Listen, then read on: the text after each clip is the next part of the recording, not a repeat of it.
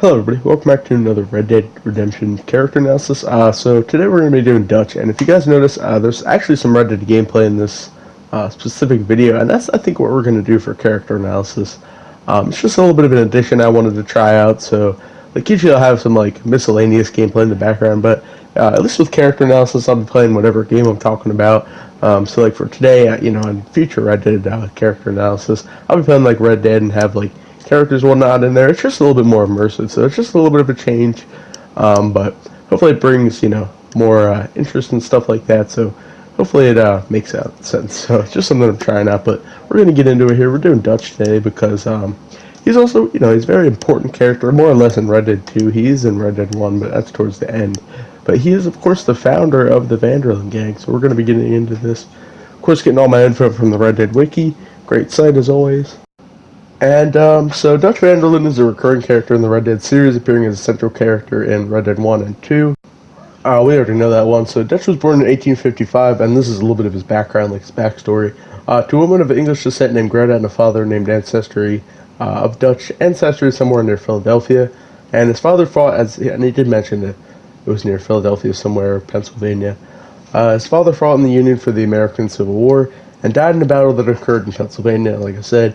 Because of his father's death, van der Linde developed a sworn grudge against Southerners. At the age of 15, he left his home as he was a disobedient child and rarely got along with his mother, who died in 1881, and was buried in Blackwater, although Dutch only found out several years later from an uncle of his. And van der Linde valued freedom and liberties above all else, and dreamed of living an independent existence. To attain these desires, Dutch began to resort to a life of crime. In the mid-1870s, Dutch met a con artist named Hosea Matthews, which we will talk about Hosea in later character analysis for Red Dead. At a campfire on the road to Chicago, Hosea attempted to con and rob him, only to realize that Dutch likewise has done the same and stolen from him. Impressed by one another's skills, the pair laughed and decided to partner up and face the future together, founding the famous van der Linde gang. And now we're going to start getting into the events of actual Red Dead Redemption 2, so this is the Coulter chapter. Dutch and his gang reluctantly travel to the heart of the blizzard in a wagon convoy, where they rest up in a small abandoned mining town called Coulter. Dutch gives an inspirational speech to the gang and heads out with Arthur to meet up with either John or Micah, who went scouting. And then when they came across Micah, who tells Dutch that they found a homestead which appears to have a party going on, and the three head out to investigate. After showing up at the homestead, the gang members soon discover the residents are all O'Driscolls. When Dutch approaches the door and Micah finds a dead body hidden inside a nearby wagon, a shootout erupts with Dutch, Arthur, and Micah eliminating them. After searching the house, they find a hysterical victim of the O'Driscolls named Sadie, which we'll do Sadie as a character analysis too, just another later character we're going to end up doing for Red Dead character analysis. So Dutch comforts Sadie and then puts a blanket around her, taking her back to the camp. A few days later, Dutch and the gang attack some O'Driscoll's camp nearby, and the mission is a success, and the gang learns about a Cornwall train traveling nearby, and they find the dynamite that the O'Driscolls were going to use to take it out. The gang then moves to attack the train themselves, and although the dynamite fails to go off, the train is eventually stopped and its loot taken by the gang. Now, with some money in their pockets and spring thaw coming, Dutch decides to finally depart from the mountains and head down to south to warmer pastures. Not long after arriving, then this is the Horseshoe Overlook Chapter 2, so not long after arriving at the new camp location, Micah is arrested in the town of Strawberry. Knowing he can't go to Strawberry himself during to be running in the area, Dutch sends Arthur to break Micah out. Later, Arthur reports to Dutch that he was approached by Pinkertons who know roughly where the gang were set up. Arthur then urges Dutch to relocate, but van der Linde says it's merely an attempt to scare the gang into doing something unwise. And then, after that, Dutch and Strauss go to Valentine to see John and Arthur after rustling of the sheep. During the visit, Ludwicus Cornwall and his hired guns capture Strauss and John outside the saloon and demand that Dutch come outside. Dutch and Arthur rescue them before fighting their way out of town back to the camp. Realizing that they can't stay in the area, he decides to move further east and sends Charles and Arthur to investigate an area in Lemoyne for a new camp location. Now this is the Clemens Point chapter. After moving to a new camp location, Hosea, Arthur, and Dutch go riding. They encounter Sheriff Gray, who's captured Trelawney due to him running an illegal gold prospecting operation. After Arthur recaptures a group of outlaws who escaped, Trelawney is released. If the player wishes, Dutch, Arthur, and Hosea can then go fishing.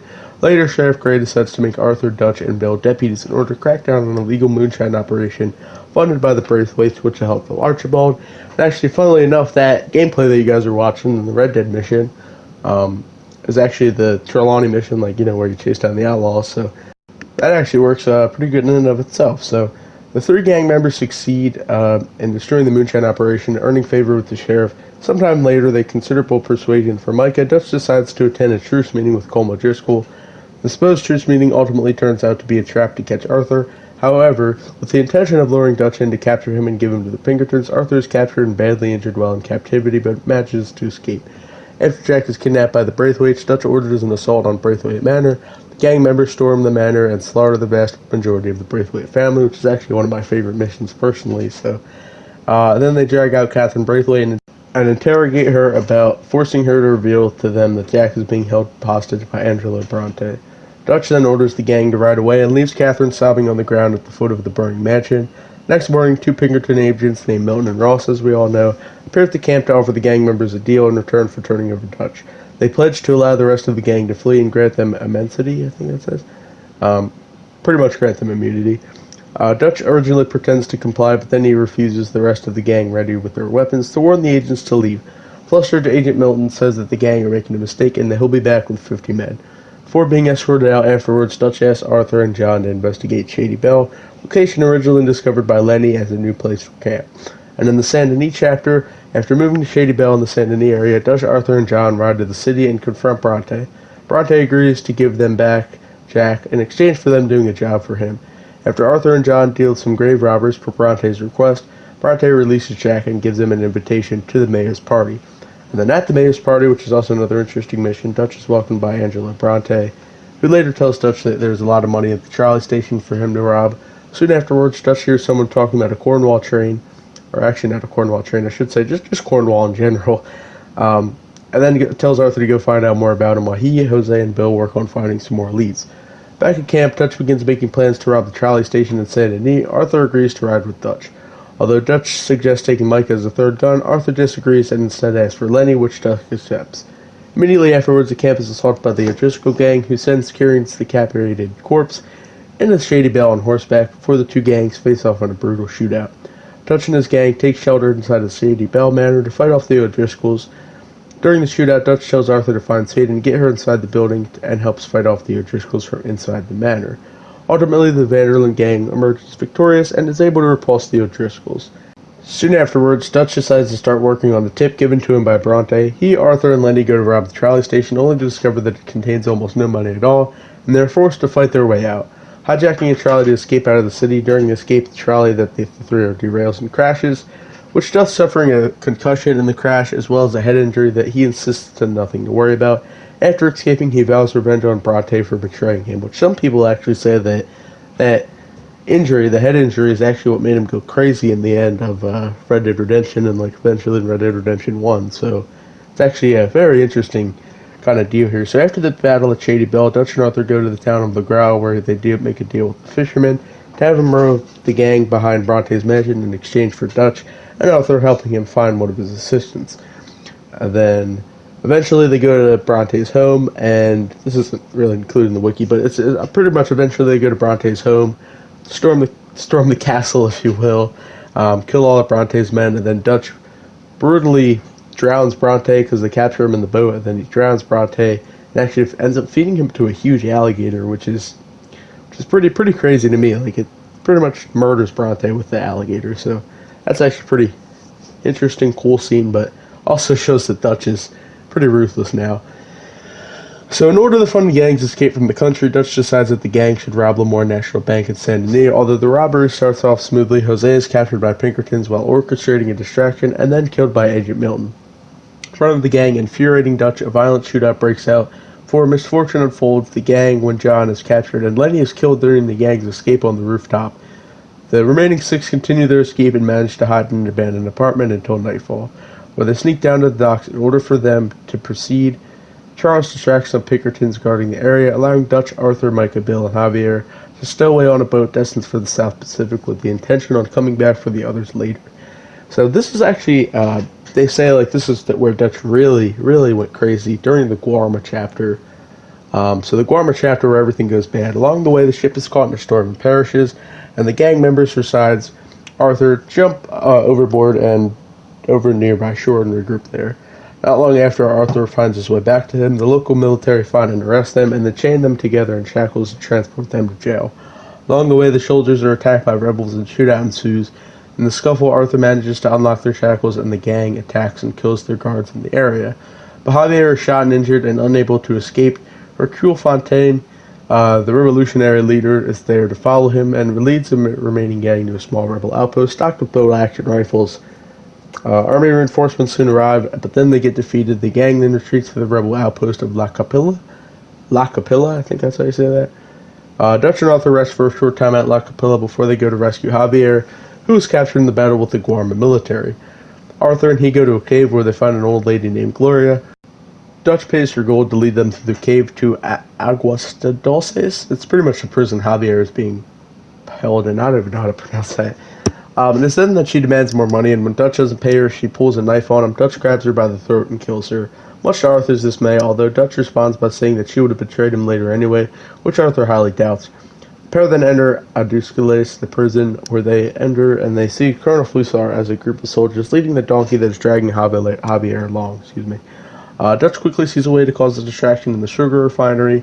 Dutch and Arthur cut up the bags of sugar, spilling the sugar on the floor, which blows up like a furnace.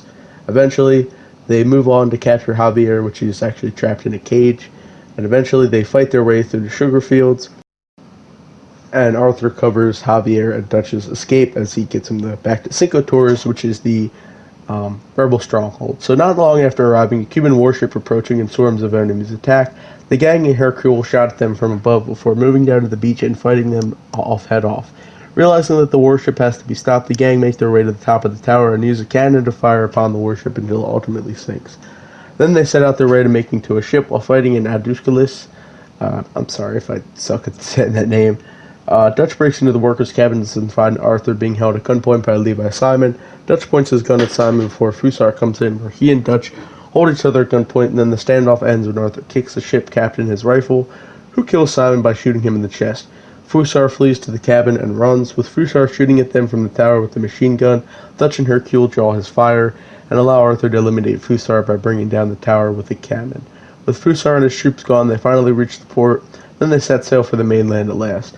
After coming back to the gang at Lakay, the gang is attacked by Pinkertons, and they narrowly defend off the attack, killing several Pinkerton agents, and Dutch tells Arthur and Charles to go north to investigate Beaver Hollow, for a possible new camp location. And then in Beaver Hollow chapter, Vanderlyn begins to grow increasingly paranoid and begins to tighten his hold over the gang and demand loyalty as he orders Arthur and Sadie not to rescue John from Sussex Penitentiary, believing that he is a traitor, and after they rescue him anyway, Dutch is infuriating by the insubordination and perceived disloyalty later.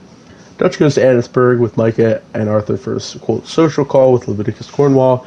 Vanderlyn confronts Cornwall, and he arrives on his yacht and eventually offers Cornwall his life in exchange for $10,000, his boat, and a safe passage away from the place. And Cornwall laughs, and then this refuses, so Dutch decides to pull the trigger on Cornwall in a seemingly spontaneous manner and shoots him in the chest. With Cornwall killed, Dutch, Arthur, and Micah are forced to fight their way out of the town. At some point, Colm O'Driscoll is caught and sentenced to death by hanging in Saint Denis, where the Colm has escaped the past 2 times. Dutch and Arthur attend his execution disguised as police officers, with Sadie to sabotage any rescue attempt. Sabotage succeeds, and Colm is successfully hanged, although Sadie is unable to contain her rage and opens fire on the O'Driscolls, initiating a firefight with the first O'Driscolls, and then the police eventually, and then they end up returning to Beaver Hollow.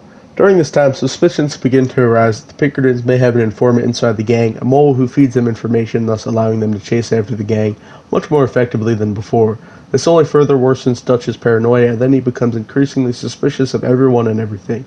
Eagle Files later rides into Beaver Hollow and then tells the gang in the United States Army, stationed at Fort Wallace, have taken their horses and requests to help them get them back. Dutch seeing an opportunity to distract the government's attention away from the gang and then onto the the Indians in the area, pretty much what I was trying to say.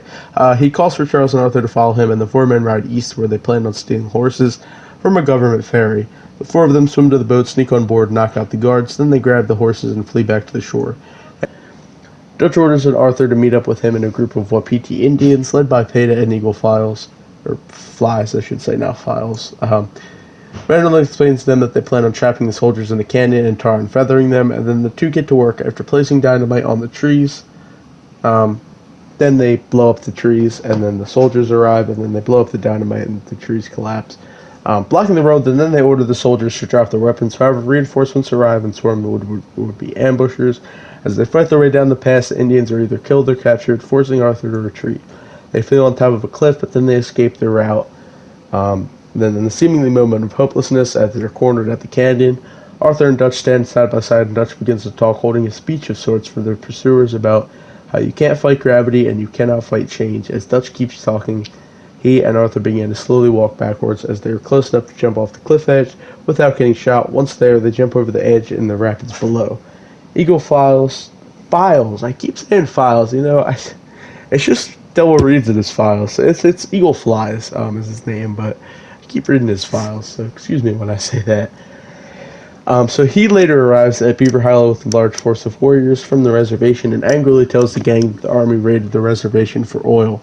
He then asks for the gang's help in destroying the distillery at the oil fields. In retaliation, Rains falls and steps in and begs his tribe not to go to war again, still remembering the death and destruction they suffered from their previous war, and the Eagle Flies ignores his father's warnings and then rides off with his men, leaving the gang behind.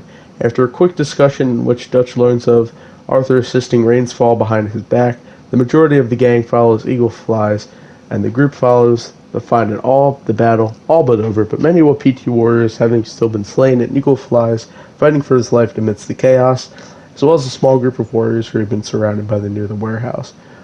Eventually, Arthur, Sadie, and Charles take Eagle Flies back up to the Wapiti Indian reservation, where he dies in his father's arms, which is mortally wounded in the process he was. Dutch denies leaving Arthur to die when he confronted, and the rides for the others back to camp, because Dutch saw Arthur getting pinned down by one of the soldiers with a knife, and then he backed out, but he denies any of that, so just pretty much further the point that Dutch is going crazy and he's turning. So after plenty of planning, Dutch and Micah decides to carry out a robbery on the train. Carrying army payroll, he tells Arthur that Uncle, Pearson, Karen, and Mary Beth have all fled, calling them cowards and traitors. After Arthur suggests letting John and his family go too, Dutch becomes furious but quickly calms down and seemingly agrees. Although it is apparent that he does not take the agreement seriously, Vanderlyn then leads the gang to Santa Anita, where they intend to board the train and subsequently carry out the robbery. During the robbery, John gets shot and falls off the train. Dutch claims that he'll try to save John and leaves for a while, but then when he comes back without John, he claims that he had died. Following the robbery, the gang learns that Abigail has been arrested for murder. Despite the gang's code, Micah quickly points out the risk of making a rescue attempt and presses Dutch to abandon her. And as Dutch agrees and the rest of the gang agrees, the gang is pretty much split in half as they pretty much ride away, which is actually really sad to really think about. This is really the point where the chapter where the gang goes off. So when Arthur returns to camp after getting Abigail from the Pinkertons, after Milton is shot, he reveals that Micah was Agent Milton's informant because Milton told him.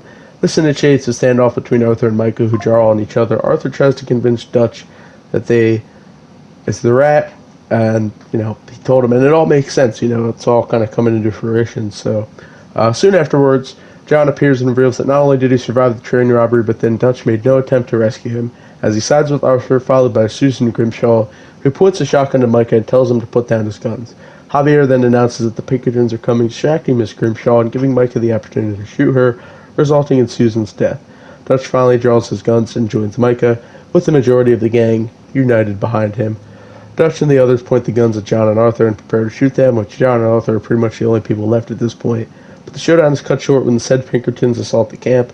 In the chaos, Dutch and his men slip away, leaving John with Arthur to fend for themselves. Shortly afterwards, Dutch is seen in a posse with Micah, Cleet, and Joe, pursuing Arthur and John on horseback throughout the woods, due in part to the abundance of the hostile Pinkertons.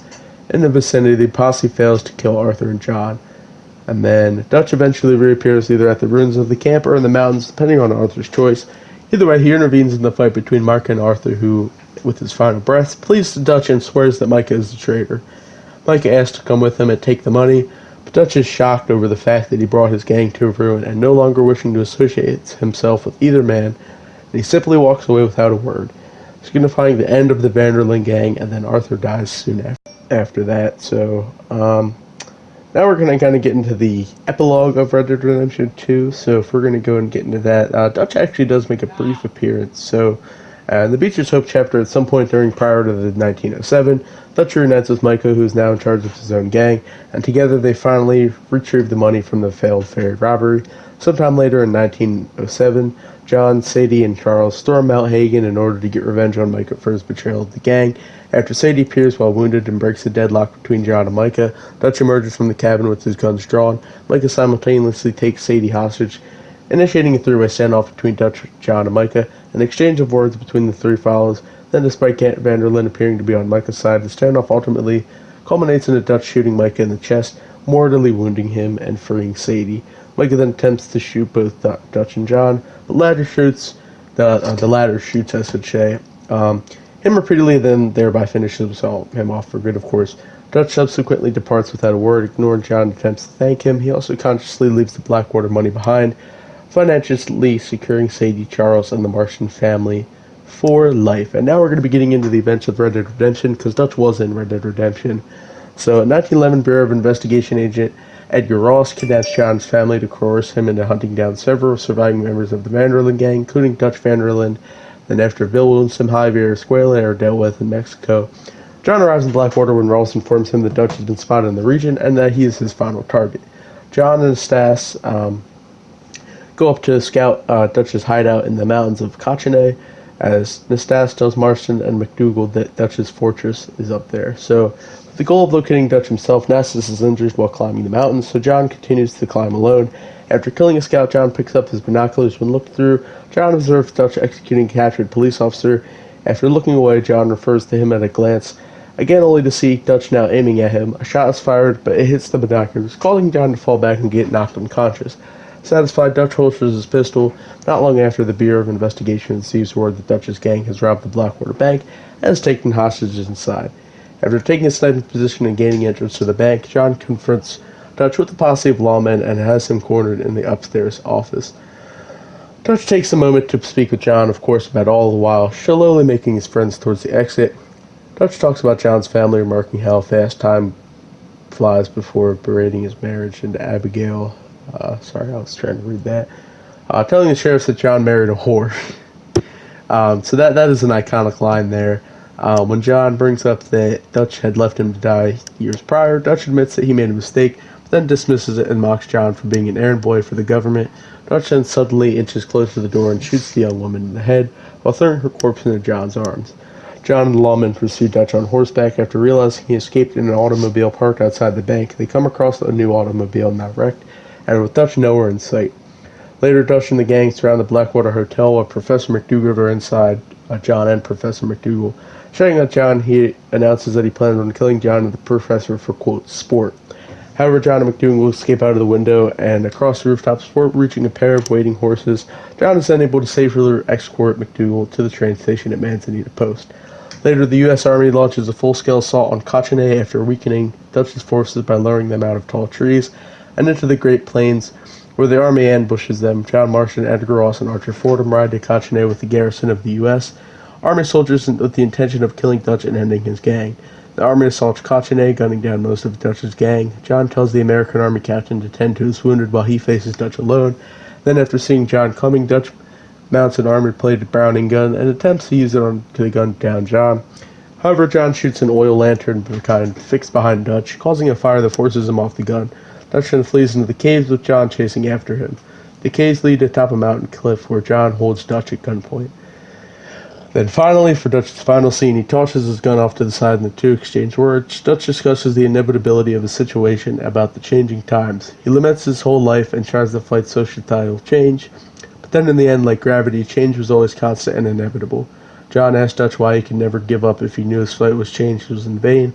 However, Dutch explains that he couldn't give up as it was too much in his nature to fight, despite being fully aware of the futility of his case, saying, "That's the paradox, John, you see," end quote. John coldly claims that if Dutch won't surrender, he will have to shoot him. Dutch smirks and comments on the hypocrisy of law enforcement, saying that after his death, the law will just find another monster to target, and then they use that to justify their wages. Which actually makes a lot of sense. The quote goes hard, I'll have to say. Dutch takes a step back towards the mountain cliff and says, "Our time is past, John," another classic quote, before allowing himself to fall off the cliff to his death. choosing to die on his own hand rather than be captured. Edgar Ross later shoots Dutch's corpse with a pistol in order to make it look like John shot him, claiming that it looks better in the report that way. And then Dutch's prediction that the Bureau would not stop with his death came true, as very soon after John himself became the next target of the agency. And that is the story of Dutch van der Linde and the van der Linde gang. Of course, he's a very important character, and this character analysis took a lot longer than the usual ones, because, Dutch has such a big story. It goes over, he's in all of Red Dead 2 and Red Dead 1. Well, not all of Red Dead 1, but he's a very important character. So he's pretty much the base game around Red Dead Redemption 2. So he's actually a very important character. So I really wanted to take my time on this character analysis and really take care of it, because he is such an important and vast character for both games. So it makes sense for me to really take time and go for it. So his appearance, I'm going to go a little bit some extra here. So he has slick back hair that curls at the end, reaching his nape. He is always seen in elegant suits or fancy clothing, most often wearing a white and gray striped shirt, charcoal gray striped trousers with pointed black leather boots, an ordinate black paisley waistcoat with blood red silk black, and matching a red pocket square. It has glittering gold buttons and is decorated with a gold pocket watch with twin chains and ruby pendant, along with a smart black moleskin jacket, also with the red pocket square and leather notch lapels. And then some of his appearance in 1911. Dutch has aged considerably and has large white streaks through the sides and top of his hair. His hair is also cut much shorter than it was in 1907, and his hairline appears to have receded slightly, giving him a widow's peak. As he gained some weight, having a bulkier look, and he wears a faded orange shirt with no collar, brown pants tucked into a brown leather moccasin boots, I think that's how you say it, with white fur, a dark brown gun belt, and with black cord necklace with a silver pendant. He also has shaved his beard off, sporting a thick mustache with the soul patch with the stubble covering the rest of his face. And then there's also some other cool stuff in here, but that's just pretty much the base stuff. There's a lot more stuff. I'd be reading it for hours if I were to keep going on. I would highly recommend that you go to the Red Dead Wiki and read more of the finer details that I didn't really include. I really included the main stuff, and that was a lot in and of itself. So that's very important. So but that'll do it for today's character analysis. Very, very big episode. Very important character, as Dutch himself. And then comment down below, what do you guys think of this whole character analysis gameplay thing? I'm playing Red Dead, of course, in the gameplay that's shown. I just thought it makes more sense to, I'm talking about Red Dead and Dutch or whatever. I just thought it makes more sense to actually, include gameplay of it, because, like I said, I have miscellaneous gameplay. So let me know what you guys think of it, and if you guys want to, do it, if do it in future character analysis. So, for example, if I'm doing a Walking Dead game character analysis, I'll have gameplay for that in the background or whatever. Just comment down below if you guys are gonna like that kind of stuff. I'm gonna do it for character analysis, for the most parts, because it would make sense to formulate it that way. So comment down below what you guys think of that and what you guys think of this kind of gameplay, this kind of formula. So I think it would work definitely better for character analysis. So, but let me know what you guys think. So that being said, make sure to subscribe for more content, like the video, all good stuff, Discord, Twitch, Instagram, links in the description, and I'll see you guys in the next video.